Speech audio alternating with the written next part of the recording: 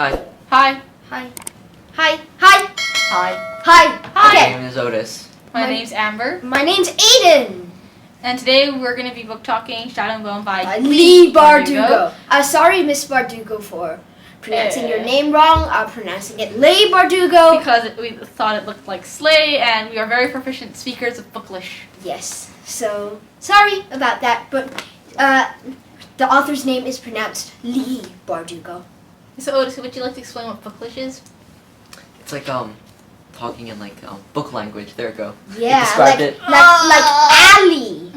Instead of like ally, you know, because it's spelled Yeah. A-L-L-Y. Germany. No, that's just a Germany. Germany. Yes. And There are many gers.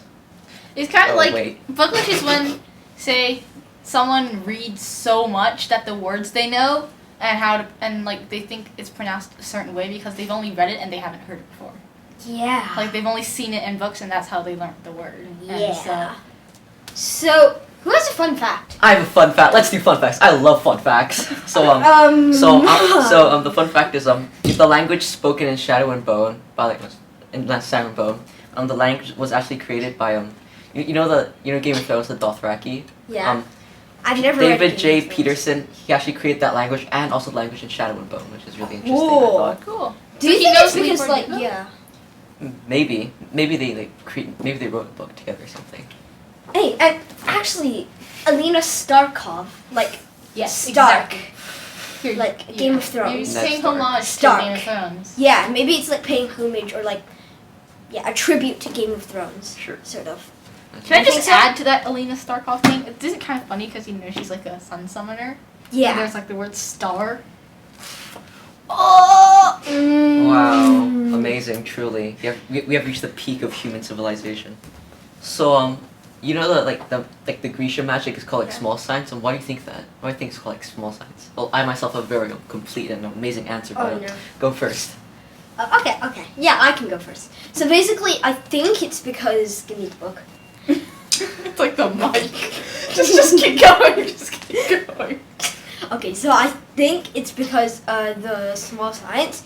It's because like even in the book it says like the Darkling says to Alina that Grisha magic is not that important anymore, and there's like gunpowder and guns and rifles and things. So I think that it's called small science because one, it's less important, and the big science, or I don't know if there's big science, but the big Guns. science, what? It's like gunpowder stuff. Yeah, it's like more of Big technology. Yeah. The non-Grisha people, but the Non-Grisha people. but the magic is small science because one, it's less important, and two, it like less people have that magic. Since Aiden talked about the small part of small science, I'm going to talk about science. So, I feel Amber's getting technical. no, I won't. Die for cover. No, I won't kill you. Okay, so the thing I think with the word science, why it's called small science, is because you know how like that law of conservation of mass states how like no matter can be created nor destroyed. Yes. I Grisha don't believe that, but whatever. Grisha can't create or destroy matter, except in the case that we are in Siege and Storm, which is later. Let's not go there. Is that like they can't create? They can only manipulate it and or like reshuffle it, and that's pretty much that follows the law of conservation of mass, and that's science. Tell me this. Tell me So this. dumb. If a tide maker, If a what maker? a tide maker summons a wave, Okay. will it be bigger than a gun? Yes. Yeah, it's big science.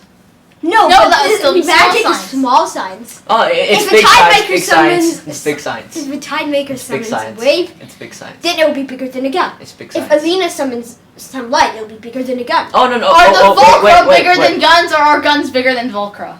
I don't know. It depends if there's like an icy breakup or something. Anyway, What is what? intercontinental ballistic missile. Anyway, What? Okay, this is fantasy, and you read too much science fiction.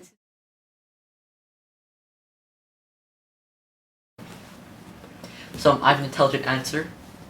For the first time in like 2 years. I said 2 years. I think I have an objection because I don't think they're the same because they have like different motivations and intentions.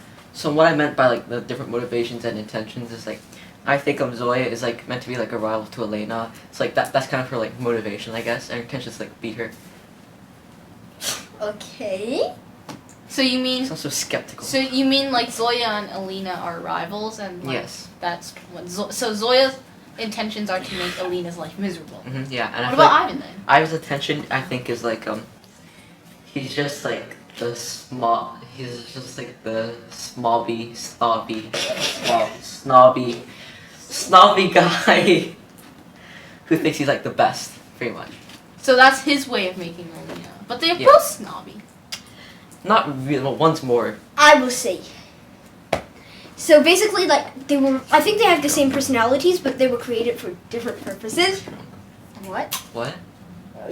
Continue, just continue. So they were created for different purposes. I think Ivan was sort of meant to be more of a loyal follower and more of a mindless drone, and like one of the most powerful Grisha, but also very mindless to serve the Darkling. Whilst Zoya is more independent and free-willed, but she sort of hates Alina because she still likes the Darkling. Yeah, because she still wants to follow the Darkling, but then if she finds out the Darkling does something bad, I think she would. Yeah, she would like just go off. Yeah. Whilst Ivan was Adios. sort of So they were created for different purposes. One was for more of a, I guess you could call it military might. One was more for character development for Alina, and it sort of and Zoe sort of helps Alina get over some stuff and feelings and things. So yeah. So like I feel like Zoe, like just summarizing is that I feel adding on like just summarizing technically is that Zoya's there. She like her like connection with the Darkling, relation with the Darkling is more like she admires him. She wants him to like her, but she doesn't follow him. Yeah. She isn't like a mindless person. Yeah, she has her own like thoughts and ideas and opinions. Yeah. So I know you guys really like the book and stuff, but to be honest, it wasn't in my like top 3 fantasy books. Like I liked it, but I didn't like it as much. Like I like more. What are your top I like more like So what are your top Percy 3? Jackson or like the Unwanted or even Land of Stories because they're like full of action stuff and like they're really interesting. So you think this moves too slowly? Yeah. I Guess the what? pace. It doesn't. Give me that. Okay, it does move slowly at first, and it sort of builds up. But I think why I liked it that a lot, it was because from the start, it was slow and stuff, and then you sort of got bored, and then when you find out she has Grisha powers, and then you sort of, wow, and then it sort of builds up, like you have to, Alina has to cope, there's a whole bunch of jealousy, and like she has to find friends, and then there's a curveball thrown her way. The Darkling is actually evil. Yeah. And 𝒂𝒂𝒅𝒄 is the Darkling's mother. But his name's Bagra. Oh, whatever. And then it's sort of, and I think that's why I like the book that much, because the whole building up, even though it is an action, just the way the author sort of built up the whole story arc. I'd say the reason why I like it so much, and it's one of the reasons why it's in my top 3, like amongst. It is. Yeah, it's amongst like 𝒕𝒆𝒊𝒏𝒈 and also it's like Philip Pullman, like all like the Liars Oxford, like all of those books. I like Shadow and Bone, Ranger's Apprentice, and Unwanted. Well, I'm just gonna continue anyway. Is that Shadow and Bone's so good to me is because, like the way Leigh Bardugo writes Alina, it's more like she's Alina rather than Leigh Bardugo's writing through Alina. So it doesn't sound like the author. It doesn't like when I'm reading it. It doesn't feel like It's the sort of like author she's is recounting her own experiences more than Yeah, it doesn't. It doesn't seem like she's like it's like an author talking through. It doesn't Alina. seem like It's more like Alina is writing this book. Also, like the whole system So, they like- have. Like the Grisha is like they have that order and like it's Corp- kind of like it's like their like social it's like very structured. hierarchy. It's like they're called corporeality at the top and then 𝒕𝒆𝒂𝒄𝒄 and then materiality, right? And then the Darkling's always at the top. But why can't the Darkling? If the Darkling say is like just like I don't know like a summoner, he wouldn't be that high, right? Mm-hmm. So then No, but Darkling's mysterious. Darkling's mysterious. But then again, and then another thing is the map. The map is kind of like 𝒕𝒆𝒊𝒏𝒈. It's very like so like sometimes like because when there's the map in here, sometimes when I'm reading it and I just like or when I saw it at first because it's like very early in the book and I'm just like Don't looking bend at the it. book. Okay, fine. I'm just like looking at it and it's just like that's cool. And then when I'm reading it, I can imagine like Alina and You can Mel. sort Like of I can imagine visualize it. all the characters kind of like moving around in it with their like color and like they're like a dot on it, and they're like just like moving around the map. She's I have a way question. too strategic. So like another thing that I like about this book is how there's a chapter at the start called Before and a chapter at the end called After, and they're written in third person, and the rest of the book's written in first person So from it's Alina's perspective, and it makes it more interesting. Yeah. So let's end with a nice little quote from the book.